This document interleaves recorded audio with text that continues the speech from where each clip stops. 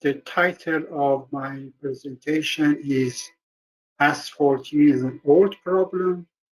Do we have a new solution?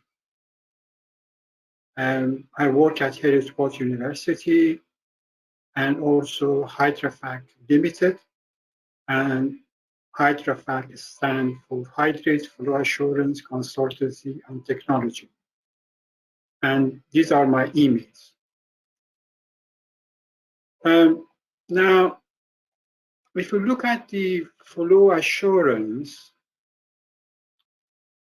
we have this reservoir condition. And from reservoir condition, and this is the end user. So we can design what path the fluid will take. Assume we have this path. If we, from reservoir to wellbore, and then to surface at end of end user, there are various problems that we are going to encounter. One is scale, one is barium, calcium, strontium. There are various scale. And then here is the bubble point. So up to here is the single phase. And then we have bubbles here. And then we encounter to asphaltene phase boundary. Obviously, if we chosen this way, we would have asphaltene earlier. But here we have asphaltene problem.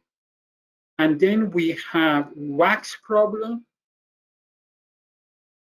And then here is hydrate problem. So these are the problems we are going to face. Here, the focus is on asphaltene. So flow assurance, to make sure the reservoir fluid reaches to end user safely and economically by designing and operating a production system with the aim of achieving the production rate, integrity, because of corrosion, erosion. We need to be able to control. Uncontrolled is not desirable. Uninterrupted, because we don't want hydrate, wax, and liquid to form. Minimize the effect on the environment. This is something is becoming increasingly important, and maximizing recovery. It is a bridge between reservoir and downstream. The key area for flow assurance are hydrate, corrosion, wax, asphaltene, scale, sand, and other issues like emulsion, foaming, and the hydraulic of fluid and heat transfer, at condition and different condition, a steady state flow, startup and shutdown. So the role of flow assurance engineer, the team needs to address all these issues. Here we're going to talk about asphaltene. If we look at different categories of hydrocarbon, we have paraffin, which is normal paraffin, and isoparaffin. They are responsible for wax, and also naphthalene also take part in wax formation. But starting normally is with normal paraffin, because they have the highest stability. And that's why American They don't call wax, they say paraffin probably. Then we have aromatic. These are, they have one or two or more benzene rings. And then polar, we can have resin and asphaltene. So obviously we are looking at this, and you see that in asphaltene, we have other non-hydrocarbon components, nitrogen, oxygen, sulfur, you have different components. So asphaltene are high molecular weight element of hydrocarbon system. The basic unit is polyaromatic sheet that stack on top of each other. And the molecular weight can be from 500 to 500,000.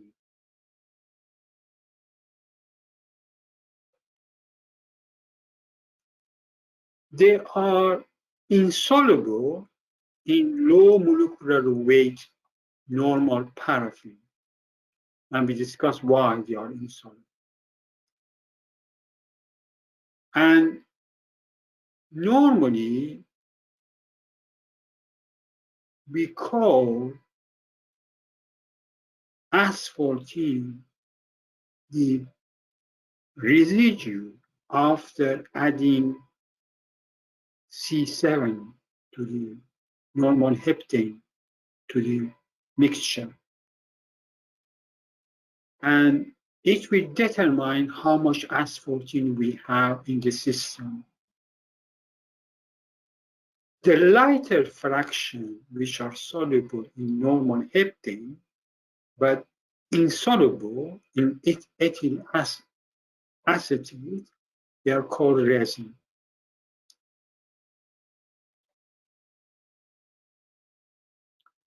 The amount of precipitated asphaltene depends on the molecular weight of normal alkane we use. You can use C5, you can normal C6, or normal C7. Normally, C5 is too light, and in most cases, we use normal C7 to determine how much asphaltene we have in the system.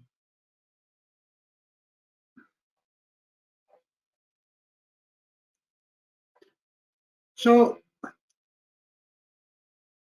this is bubble point of the system, and asphaltene onset happen above bubble point. So for example, this is the reservoir temperature and pressure.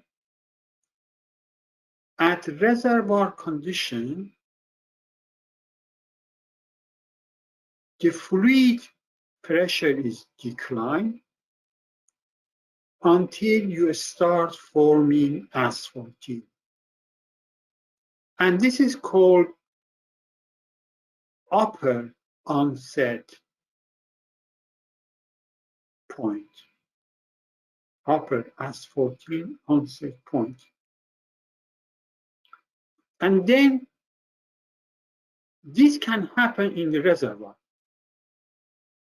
And that makes asphaltene very dangerous because it can form in the reservoir, block the pore, change visibility, form emulsion, and cause problem. and the reservoir is somewhere that we don't have access to treat.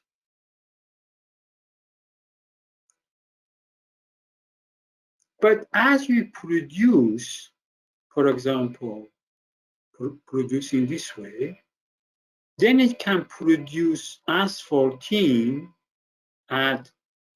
inside the wellbore. And the maximum amount of asphaltene will happen at bubble point. Below bubble point, gas will leave the oil, and the volume of oil will shrink.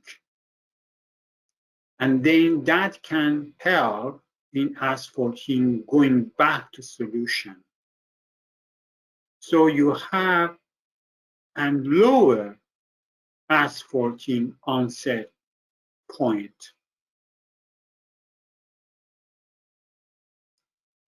So onset of asphaltene has high pressure, and at bubble point, maximum asphaltene will happen, and here disappear.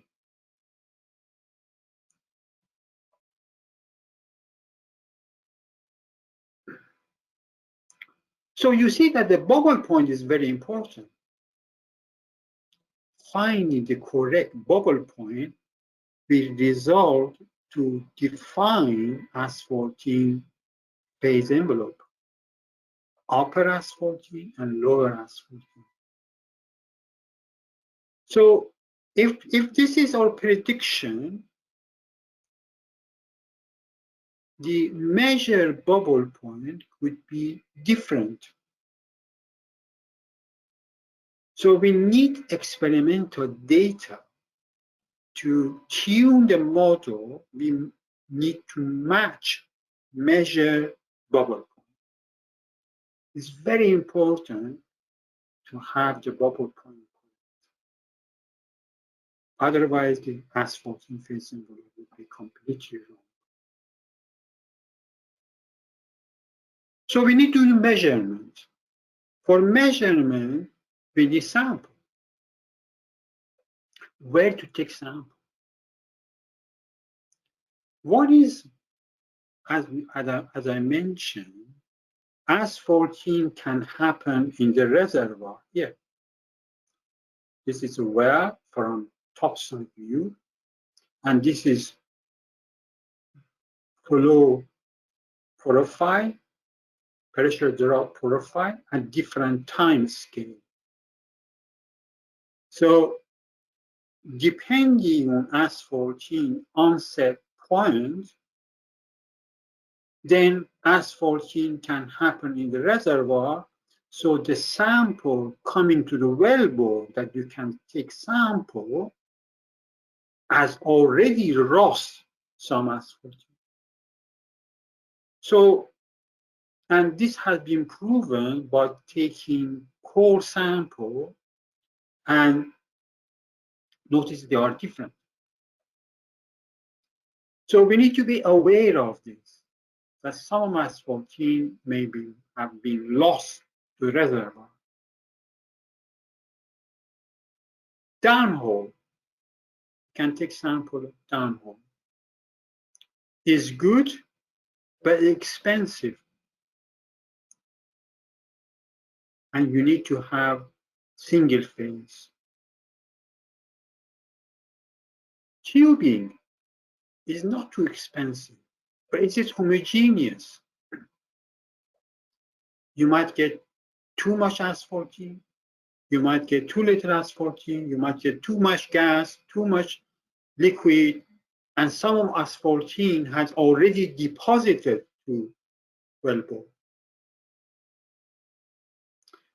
Wellhead is relatively very cheap, but it is representative because you already lost some asphaltene to the wellbore. Separator is very cheap, and you can take large volume, but is it representative? Here we want to talk this whether it is representative or not. Imagine you have this profile are producing either pass, this pass, or this pass. You see that when you come to the wellbore, some asphaltene is deposited. So the sample you take in the surface may not have those asphaltene. They have deposited.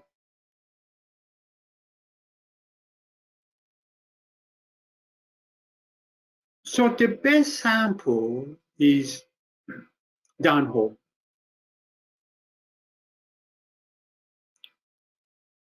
So reservoir is ideal if the row down is limited. And the question is that how we bring it to surface, because it might be depressurized and asphaltene coming out, then you need to, the big question, if I repressurize sample, it will be the same sample. Is asphaltene deposition or precipitation is reversible. Downhole should be single phase, otherwise you might get the GOR wrong. And how we bring it to surface? Do we bring it on pressure control, temperature control sampling vessel, or you just control the, don't let any fluid going out, but temperature can drop. If temperature drop, you might have some asphaltene forming. How to bring back that asphaltene? Will it work or not? You have lost. Wellbore tubing, asphaltene can be deposited or redissolved from oil or wellbore. It's possible. If GOR is correct, it should be GOR. GOR is correct or not. How much time we require to condition the sample?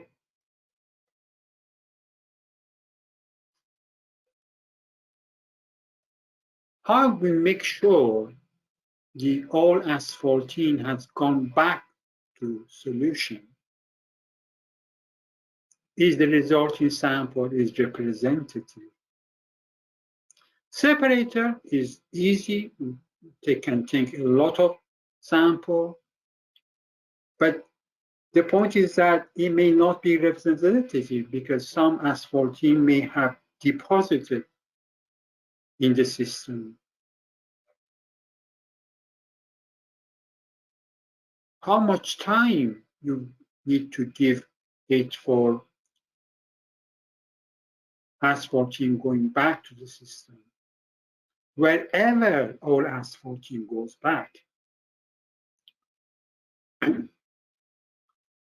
This is depletion. Reservoir condition is here. And then as you produce from reservoir, single phase, yeah, is oil. The oil will expand up to bubble point. And then gas will leave the system and asphaltene can go back to the solution.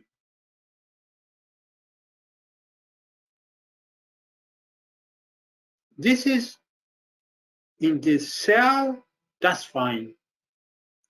But in the pipeline or tubing, the asphaltene that come out will stick to the wall. So you lose some asphaltene. So the test we do in the lab is not representative of what happened in your system. And we need to be aware of that when we use surface samples. Basically what happened above bubble point, the oil will expand up to bubble point. Below bubble point, gas is released and oil shrink, and asphaltene can go back to the solution. And then this is the typical analysis of SARA analysis. SARA analysis saturate, aromatic, resin, asphaltene. So here 49.5 saturate, 28.6 is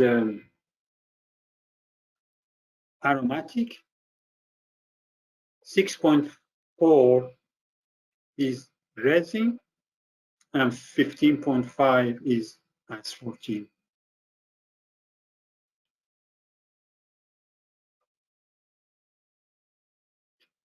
Now, this is a paper by Professor Ashuri, as he described very nicely.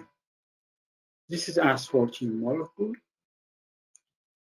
is being with resin particle sticking to the asphaltene, keep it in the solution, because asphaltene is already is not in solution, it's colloidal state.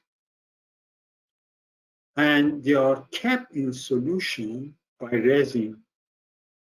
And these are aromatic, these are saturated. Okay? So if anything happens and create a gap between asphaltene and resin, then asphaltene can agglomerate with another asphaltene particle and then deposit or form asphaltene in the system. So the key point is that the connection between resin and asphaltene.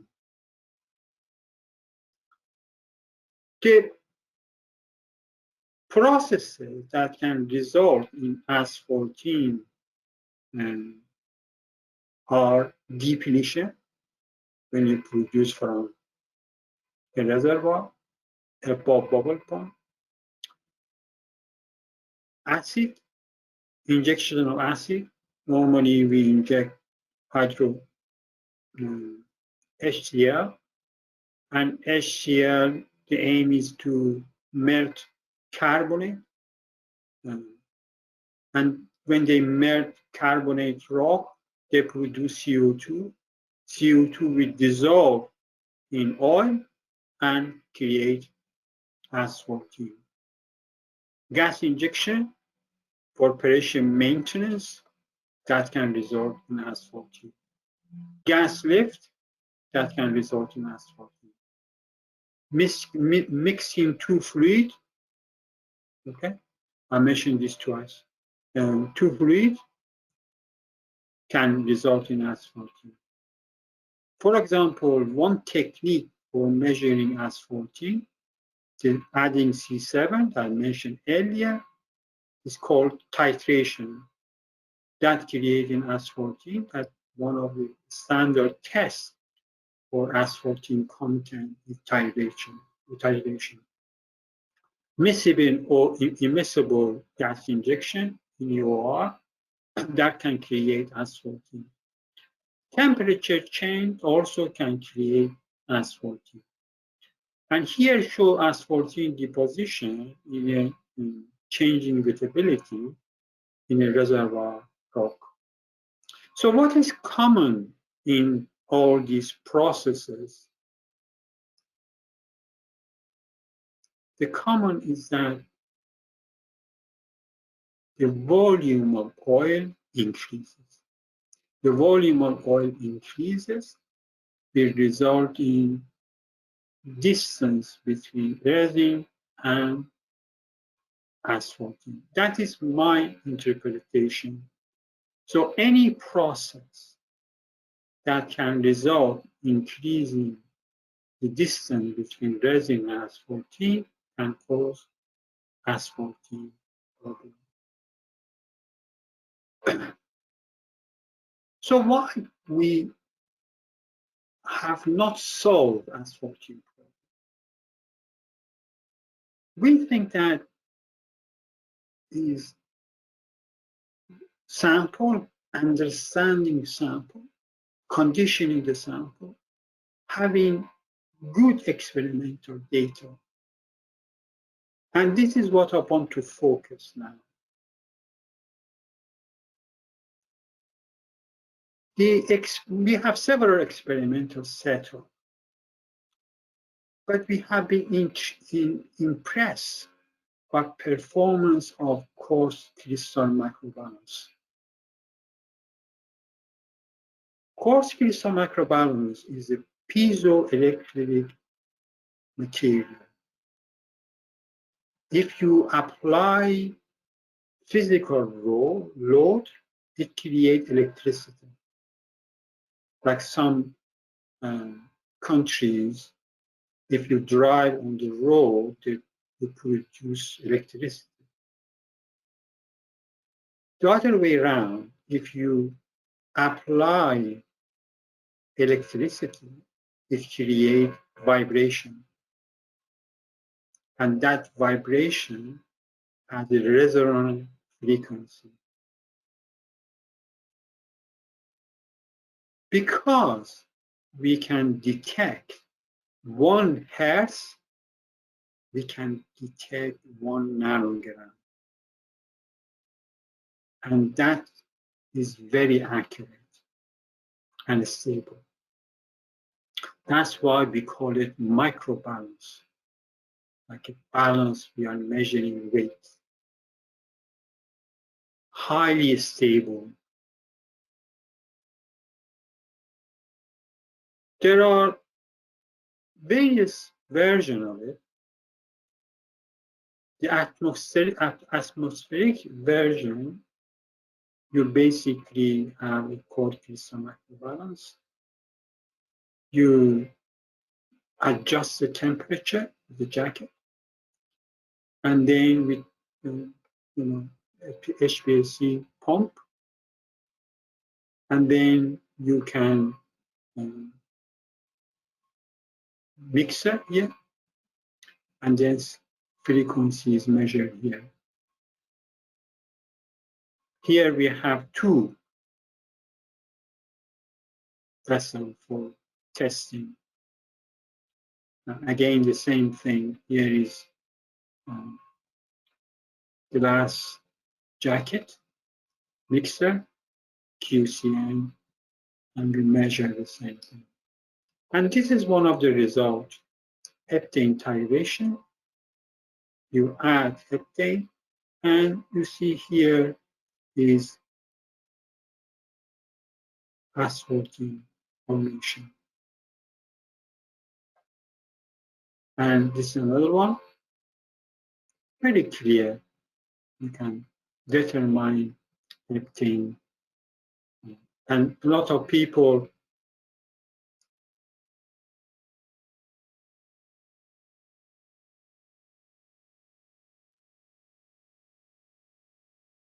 now, as far as reservoir is concerned, you can have QCM measurement. As I said, different paths you can take. Wax, viscosity change, hydrate. So you can take different paths. Then we have a medium pressure setup, 300 bar. And again, here you can apply mixing, and this is QCM. But now we have a setup that can go to 700 bar. And it has high pressure, high temperature, quartz crystal microbalance, with temperature gradient, we can create a temperature gradient, and we can apply shear. So that can produce a lot of valuable data. You may ask, can we start measuring asphaltene point using QCM? What is the weak point?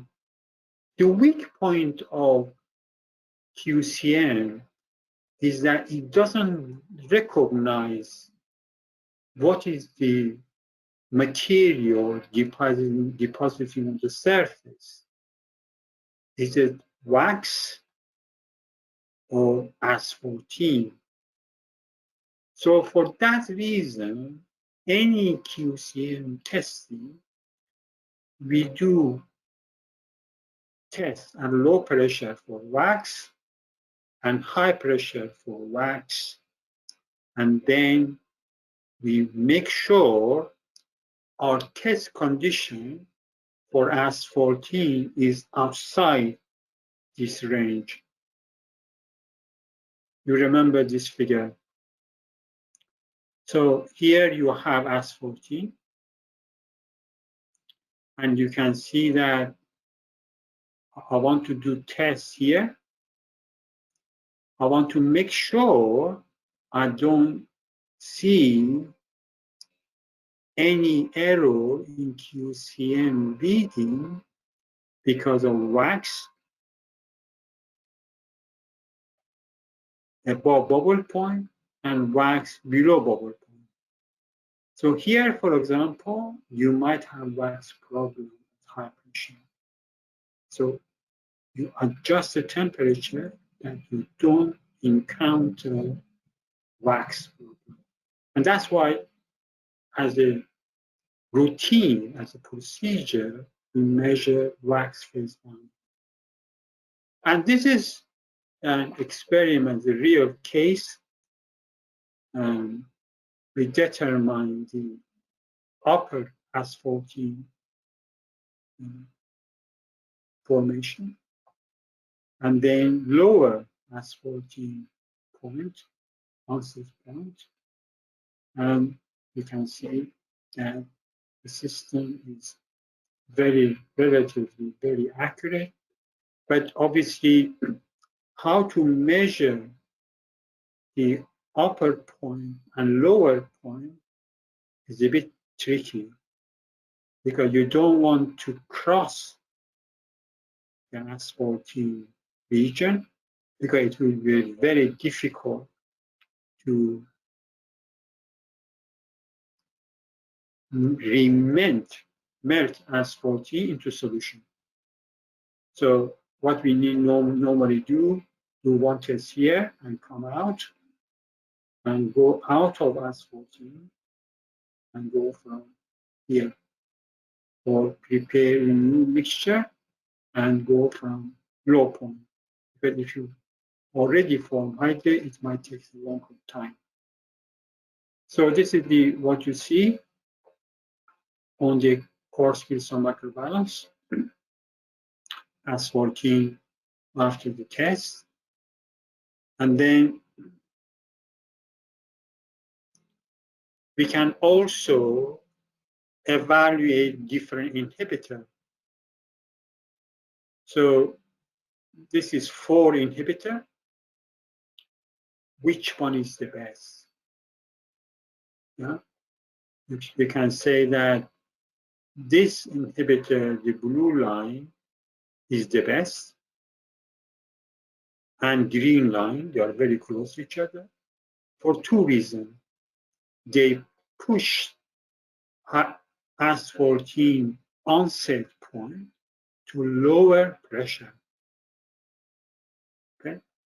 Initial asphaltene pressure could be somewhere here, 350 bar, but we were able to reduce it to 200 bar. Also, the amount of asphaltene formed is much less, because this drop in frequency is a function of amount of asphaltene formed in the system. This is a visual cell technique that you can see that no asphaltene formed up to bubble point, and below bubble point also no asphaltene. So this oil sample doesn't have asphaltene problem. We also have micromodel facility that we can see where asphaltene is forming blocking. This is an example of conditioning an oil. We are keeping the pressure constant at constant temperature, 69 degrees, keeping the pressure at 6,000 psi. And then we look at the resonance frequency, and you see that after 140 hours, the system has reached equilibrium. Then we can start testing this system. So QCM has another benefit that you can decide how much you have to do conditioning to make sure an oil and gas that you are going to mix, all the asphaltene has been, all the gas or asphaltene has been dissolved in the oil. And then we can do asphaltene onset point. You see that here onset point is 300 bar. We have two measures to measure it. One is the resonance frequency, and the other one is impedance of the QCM. And here we can measure the effect of adding gas and inhibitor on asphaltene with time. And this will evaluate different inhibitor. Which inhibitor is the best? The one that changes the resonance frequency the least. So it is very good to evaluate different inhibitors. This is another case. Here we wanted to determine the asphaltene phase envelope. And then this is the condition in the pipeline on the tubing. We want to see where asphaltene can form. Okay. In this case, they didn't have an onset point. They didn't see any asphaltene at high temperature. And then we have to assume something. And then from there, we found this point that can cause asphaltene deposition. And this one is the issue of bubble point that I mentioned. If you don't get the bubble point right, your phase envelope for asphaltene will be wrong. This is another case that we have different experimental points, and we are matching the phase envelope. This is a bubble point line, and asphaltene, and then wax and hydrate phase boundary. This is hydrate line, and I think the other one is wax phase boundary. This is wax phase boundary. This is hydrate phase boundary. So, in summary, what is our new solution? You know, you need to have good data. Without the good data, you can't model. And I believe that QCM gives us that opportunity to create good data. And I believe that titration cannot be used for tuning the model. So we need to be working at high pressure and temperature. The other problem issue is that sample reconstruction. And then in our sampling or experiment, we need to be able to simulate field condition. Is it depletion? We need to do depletion. Is it gas injection? We need to do gas injection. Anything. Now we understand better what are the factors affecting asphaltene. And now we have better method for conditioning sample before testing. We can now, with QCM, we can see that as the system reach equilibrium. So more accurate experimental data means that better modeling, better prediction. Now we have a joint industry project at Reservoir University, which is addressing most of the topic I mentioned above. If you are interested to further information, please contact me. Now we will have a 3 days